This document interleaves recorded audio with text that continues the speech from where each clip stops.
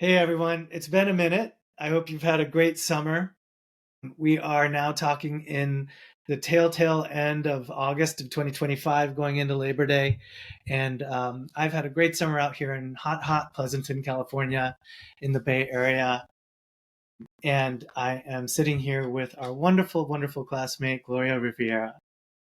So you may notice somebody new here as we kick off season 2 of the Exeter Class of 1992 podcast. I wanted to bring Gloria on because I'm so excited to announce that she's going to be joining us as a co-host this season. I'm so excited about that. She's a true pro in this business as a podcaster for Lemonada Media and a longtime broadcast journalist. So I was so thrilled when, as these episodes started to come out, I would hear from Gloria every once in a while. And, I would say to myself, oh my God, like my heart would miss a beat because I know that like she's been doing this for like over 20 years, and she really liked it and appreciated it. And it made me so encouraged. It made me feel so good and grateful about this project. And yes, to you as well. And I just, as things evolved and as some of the work started piling up on my desk in terms of putting this content together, I would hear from her and she'd say, hey, can I help you edit the transcript, or can I help you put an interview guide together? Or, I really love this. And, I was up till 2 a.m. and my husband's asking me like, what are you doing? And just the true, energy and enthusiasm that Gloria projected about this work was so cool. And so I just knew that I had to figure out a way to reel her in at some way. And so I started talking to Gloria more and more about these episodes. And like, she honestly helped me a huge ton, like just a huge ton of support and help. And so I just wanted to let everybody know that, she's going to come on board with us to get this content done. So thank you, Gloria, so much. If you want to say a word now, I'd love to hear you, sort of, talk a little bit about it. But I also want to share some reflections from season 1 with people as well. Yeah, absolutely. I mean, I am here to talk about season 1 all day long because it meant so much to me, Vivek. It really touched me. I was surprised at how much conversations with our classmates resonated with me. And I love audio story. I love audio storytelling. I feel like it's a return to long form radio just to hear a conversation. And there's so much to be said for your approach because I don't know, the idea that we all grew up in this same small town touched me. And I think at the time that we're doing this is also so important. I've sort of joked, that had we done this when we all turned 40, there's still a little bit of posturing at that age. And by 50, a lot of that has dissipated, if not entirely, then I would say 99%, right? So people really are willing to be vulnerable and willing to talk about the highs, the lows. And it was a riveting conversation for me to listen to. And I was just so appreciative that you had the motivation and the bandwidth to take it on, because from where I sit, it's a massive project, right? It's like, this is a big endeavor, but I really believe in it. I believe in it for our class, and I believe in it, sort of writ large, what it can do for alumni everywhere, really, at any university, any school. That is really kind of you to say. And I think, the truth is I was probably a little ignorant around the amount of effort it takes to do something like this, and I like to do experiments, and I just try to do stuff. I want to try things out and see how they feel and see if they land and how they land. And, in some ways I was sort of fishing to see if there's an audience for this kind of content, not only at Exeter, but maybe in other schools, and so if there are folks out there listening that want to do something like this for their school or their alumni group or their community, then I'm all for it. I would love to hear that.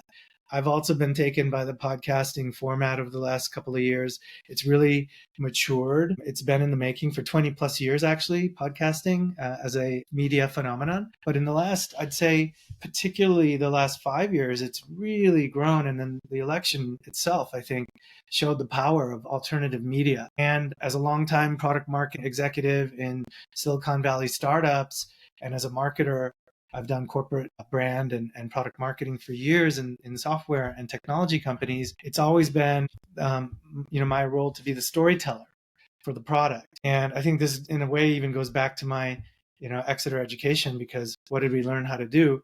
We learned how to communicate and how to write and how to make a case or how to argue a point persuasively. And that's been the through line ever since, for me in my life and career. And so I'm just very drawn to the media and looking for ways in which I can, play this instrument, if you will, and put these skills to work. So I've learned a ton.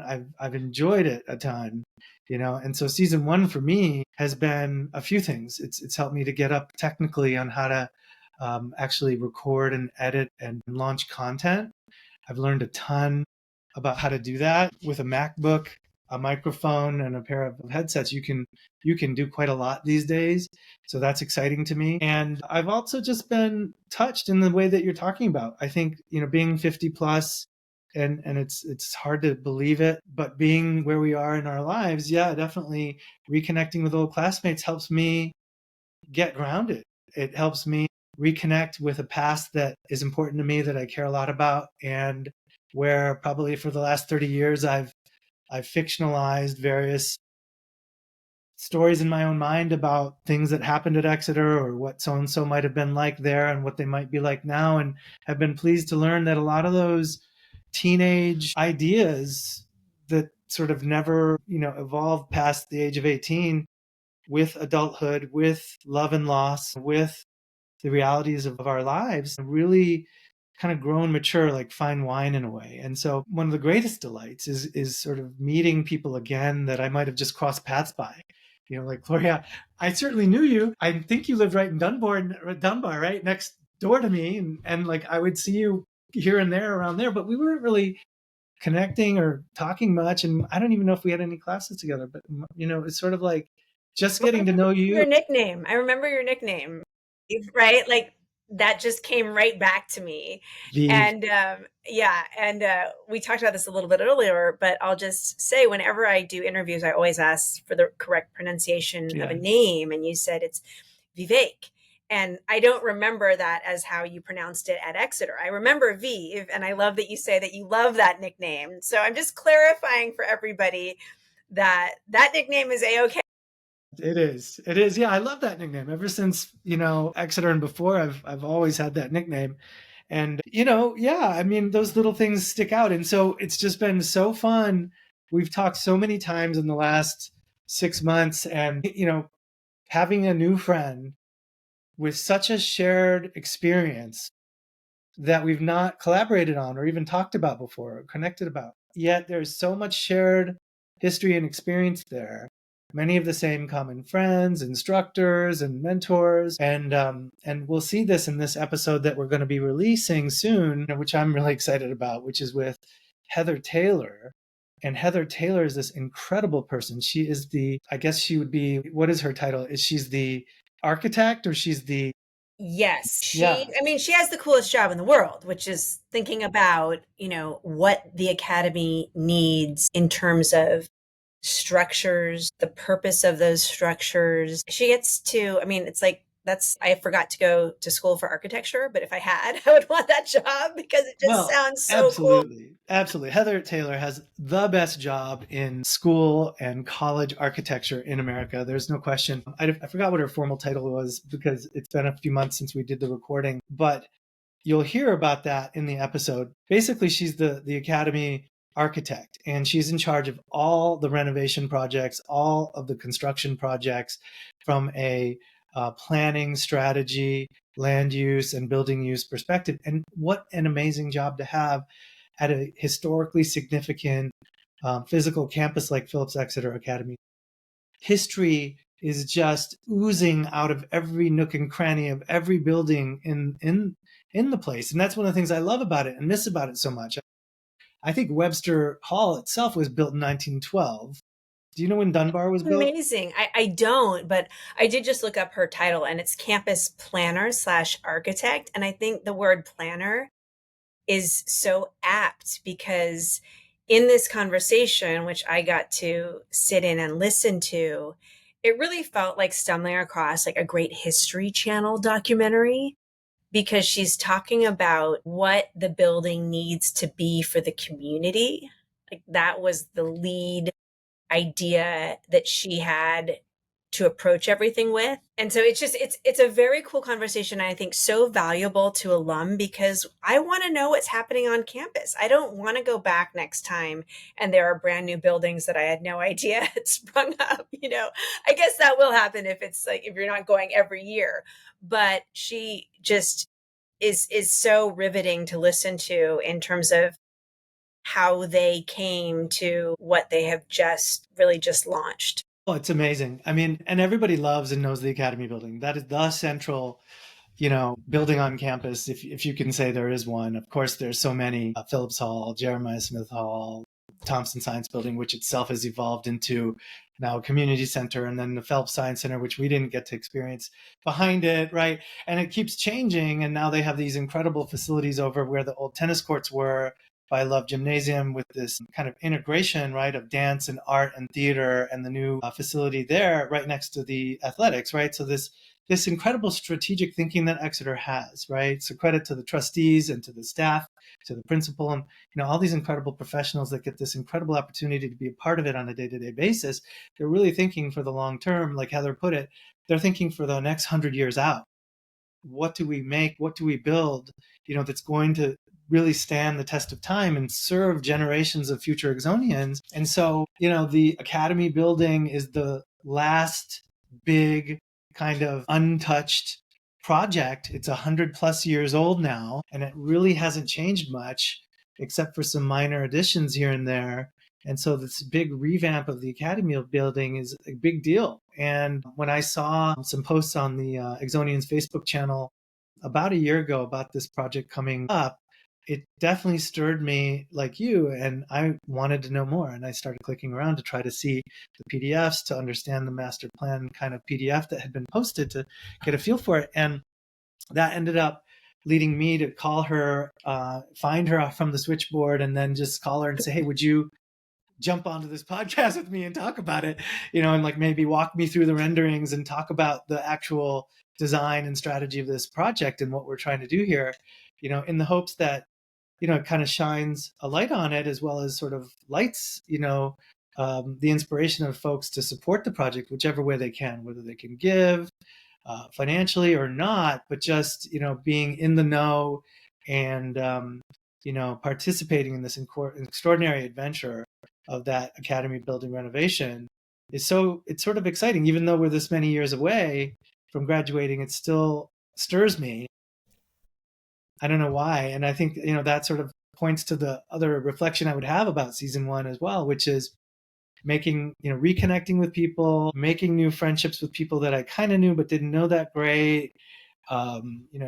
Finding out where people are at has been fun. We had Jack Herney on, which was really exciting to talk to him, like an Exeter institution. We had my old roommate, John Gorley, who was really fun. He'll do anything for me if I ask him. Right? So he's like, okay, I'll get on your podcast. And so, it was like a very chummy conversation, but it was super fun. And we talk all the time. And, I just love him. And I love everybody that came on. We got to talk to Matt McGill about arguing in front of the Supreme Court, which was incredible. People are doing amazing things, We got to talk to Marshall, right? And Marshall, was a doormate of mine, and someone who I have great respect for, and he's doing incredible things like many others, right? Yeah. And we talked to Matt Fates, we talked to Coach Necton and the whole like varsity swim team, So great. and Tim Farnham came, So great. I know, to with put that Beth together. Whitten. Oh my God. I love it. I love it. See, I have a very, like, this is like, if a great day is a 10, I'm at a like 1,150, because when I think about these conversations, they're all so meaningful to me. And what is so crazy is that actually, season one changed my life. It changed my life in that I edited Marshall's conversation, which was like a marathon conversation. I'm like, Vive, we need to like maybe not talk for Maybe 4 hours. not record this long. Yeah. Yes. But I guess you mentioned that, Tim. I don't know, but he reached out to me. He was going to be in DC from California. And we met on a beautiful day and went for a walk. And can I tell you, I mean, I don't think I've seen him since graduation day. And we did not stop talking the entire time. We needed more time. I was like, that was the best walk. We took a photo, we sent it to you. I mean, that is evidence of the power of community, which we need right now, right? More than ever, that you can have a thought, you know what? I'd like to see that person, because thank you, Megan. We all grew up in the same town for that That line is catchphrase. a It's so really strong great. line. Yeah. But that is what it feels like.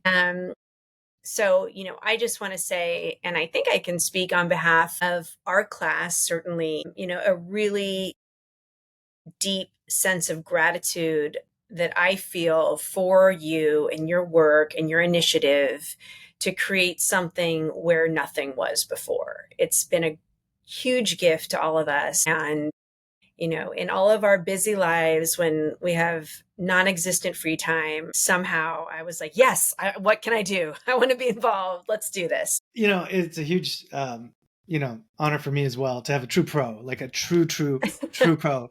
Like I was like, wow. And, you've got hundreds of recorded podcast episodes out there, that you've done professionally, not to mention the fact that you were with ABC News for so many years.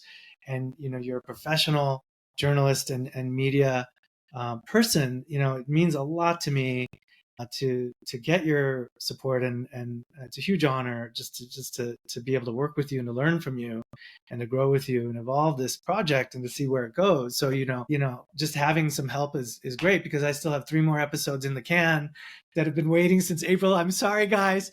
I'm I'm sorry, here to help. I'm here to help. because I just couldn't process all the great, amazing content, and I was taking my time to do it as well. And I've also learned to record a little less lengthy interviews and how to edit faster and so on. So I think we've learned a few things, and we'll try to go with more of the 40 to 45 minute. We'll try to do some more audio only, I think, podcasts, just to get them out faster, because one piece of feedback I was getting is that some folks don't really even watch it. They just turn it on in the car, and that's great. So I think we'll do sort of both, but we'll just sort of decide, whether to post just the audio only, depending on how things are going. The other thing that you're making me remember too is just that part of the goal here was to, in a sense, celebrate Harkness, in that, at this moment in time in America, with where we're at, just with all the polarization and the siloed conversations that are happening, now more than ever, we need more Harkness. We need more empathy, and we need more listening. We need more caring. There's a lot of different ways you could put that. Some might say we need more non-Sibby. Some might say we need more Exeter values. I know some of these things have come out of my mouth in the last year, all of which, sort of come back to this like sense of stirring around anything Exeter. When I get the magazine in the mail, or when I see an email newsletter or a post, or if I see a friend from Exeter doing something, like it always makes me, grateful that we had that education in civility. We had that education in mutual respect, and the ability to hear one another out, and sort of be able to have a conversation. Now more than ever, we need that in America. And not everybody comes from the same place or agrees. Even on the podcast, probably people have different viewpoints on important stuff, but that doesn't mean we don't listen to each other and like try to understand where the one another is coming from, right? And I think now more than ever we need that. And I'm just thinking through, just kind of scrolling on Substack now, seeing all these cool faces and how they've evolved since we left, and have grown into mothers and fathers, or executives and doctors and scientists and lawyers and judges and journalists and random things that we're all doing, and authors, like everybody's kind of doing their thing. And I just wanted to like make sure I recognized them all, like starting with Megan, because Megan's conversation really set the template for this with us, and this notion that we're all from the same town and have this shared history, or the same small town, is how she put it, was really a guiding a light to this, and very true. And then the other part of that that you'll hear in this Heather Taylor episode coming up is the Academy building renovation, as Heather Taylor puts it, and every other project they've done, right? That like it's almost like Exeter has like, it's like a stage. These buildings, this environment, the physical environment in which we're going to class with each other, or having conversations on the pathways, or in the dorms, or participating in athletics and other things. A lot of folks that were doing drama and singing and music and choir and all these other cool things that people are doing. All these things are happening, and the backdrop is this physical campus that we all love. A very unique New England, Georgian brick, ivy covered sort of, New England prep school experience. This physical campus is this stage, is I think how she put it, where we all have that stage in common, whether you were a class of 92 or 82 or 72, right? Or moving forward, right? 2002 and so forth. As the stage is changing, there's always a programs first approach to educating young people that they take in the planning. So that's super cool, right? To kind of tie all those threads together. Yeah. I'm laughing because I was in the grocery store wearing a Phillips Exeter Academy t-shirt, and this guy was like, "What year did you graduate?" And I mean, he was older than me, but like, I don't know, probably not that much. And I said 1992, and he said, "Well, you're very well preserved." And I was like, "Is that a compliment? I don't know how to think that." And I was like, I laughed, and I said, "You too, sir. You too." We had this like 50+ moment where we're like, it was so funny. Oh my God. I know. I'll take that as a compliment. I was flying back from Idaho, and I had my dog with me, and I had my boys' school name was on the leash that I was using. And this guy who was flying home said to my boys, did you go to that school? And they said, yeah. Did you go? And he said, no, I didn't. And I said, oh, where did you go? And he said, I went to Exeter. And I was like, funny you should say that. So did I. Like, nice. Just these like random real world connections that reinforce that sense of community and need for connection. And you had so much instantly in common, didn't you? That shared stage. Yeah. Nice. Yeah. That is so fun. Yeah. I love those moments when that happens. Definitely. Yeah. So that kind of same small town and shared stage, I think, is a thread to this content from season 1 that we'll probably see continuing. We got to do the Valentine's Day episode, which was really sweet, with Tim and Beth from their vacation. That was super sweet. And then, Pat Gordon talked all about how, he's taken some of these values from Exeter into his life as a doctor and a physician in the Boston area. And he's been sponsoring interns, right, from Exeter to help give back in his own way to the community, which is beautiful. I know he's been really activated as well by the content. I got to talk to Shauna, one of my dear old friends, from, I'm going to say it, but I won't stay there for long, Cuernavaca, and also the 4-year senior. Oh, Cuernavaca. We need to go down this road again. We're not going down that road. We're not going to go down that road. Yeah, Shauna just texted me a couple weeks ago, just randomly, with this picture of the two of us at her 18th birthday, which was at Friendly's in Exeter. And the two of us look so young and so fresh-faced, and I have all my hair again, and I was so much thinner, and I was like, I want to look like that again. What happened?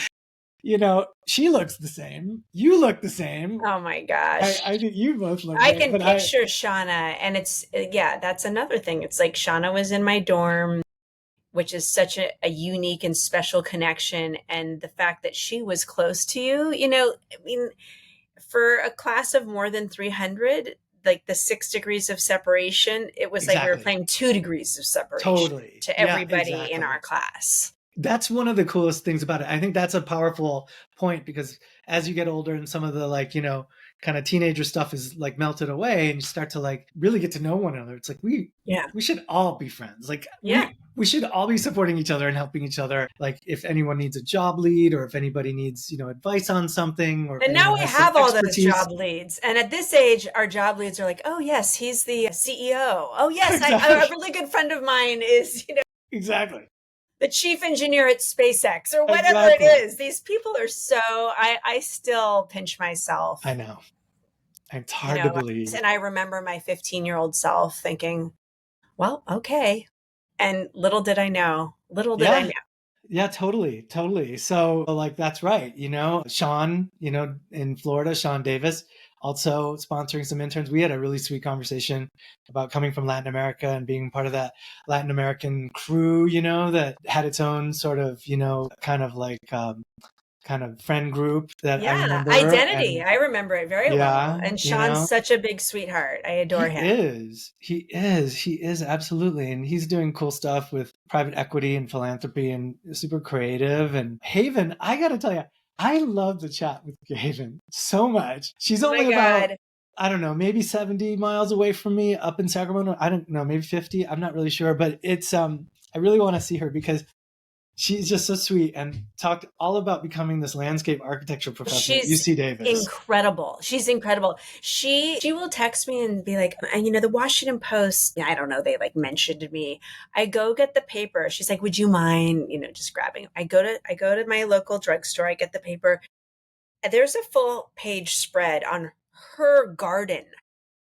Like what she has innovated in a dry climate that looks lush and beautiful. And she was, in Dunbar. She is so close to my heart. And yeah. I just fucking love that woman so cool. much. Yeah, that's so cool. I cannot stand it. And to see her, and like, and also to feel like other people get to see her and other people get to hear about the incredible person she is and work she's doing, and that smile. Oh my God. Totally. Nobody has a better smile. Absolutely lights up the screen. And and to your point, like, you get these like written alumni notes, which are great and we love them.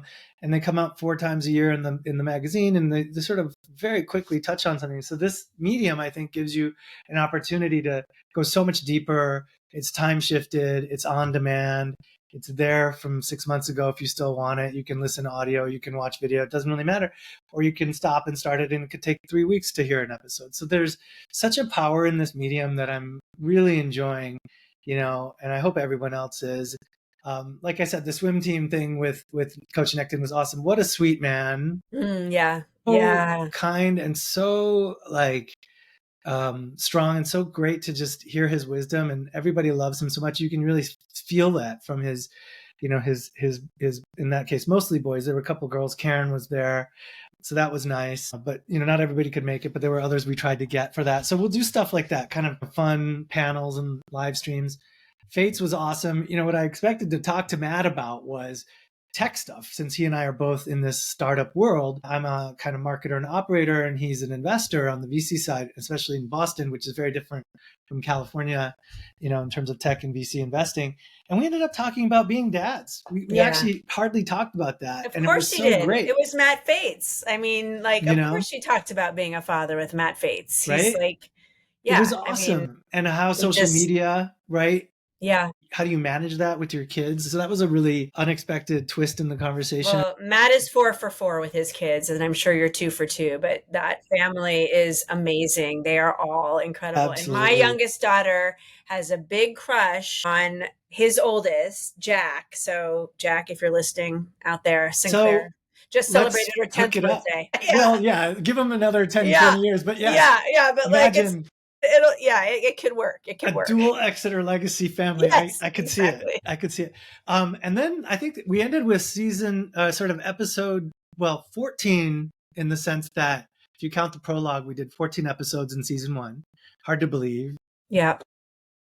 But numerically speaking, the last one was with Marshall, episode 13, which is also his apparently JV lacrosse jersey number. And so that inspired a conversation about Coach Hudson and JV lacrosse on our WhatsApp group, which is a whole dimension, of this experience. Is we have this WhatsApp group for people that are listening in class of 92, ask one of us for an invite and join it. 'Cause it's a lot of fun. It's sort of like the peanut gallery. Yeah.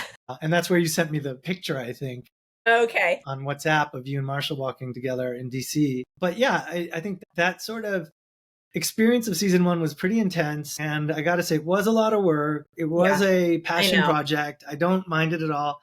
I loved it. I learned a lot and I grew a lot. And I can't be happier to have a pro like you joining us and to help guide this thing. And we'll see where it evolves in season two, right? And we will take these learnings and move forward. So we have a few in the can. Again, I apologize to those guests that haven't seen their episodes yet, but we have Tinio, which is an exciting episode, right? And one that you helped edit. Yep. Which, you really got your hands dirty on, just like this Heather Taylor episode. So the Tinio episode is coming out. She's always She's the best. She's like a rock star. She's like, the, if our class had like an Oscar winning member of our class, it would be Tinio. she definitely gets the Oscar. Yeah, We she love gets Tinio. the Oscar.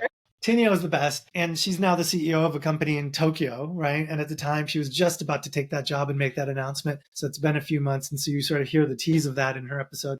We have an episode with Karen Bish and Joe Bella, which was so cool because the two of them got married after our 5th reunion. They met and fell in love at our 5th reunion, believe it or not, in the Exeter Inn and over a camping trip later that they took together that they told me about. So that was really exciting and cool to hear about. And both of them are amazing. And so then we have an episode with Quentin, Quentin Palfrey coming out as well, who's serving in the governor's office in Massachusetts after working the Obama administration and the Biden administration. So that was super cool as well. So we have some stuff coming out in due course. When we can get it out, we will get it out. And you will see that stuff come out in season 2, right?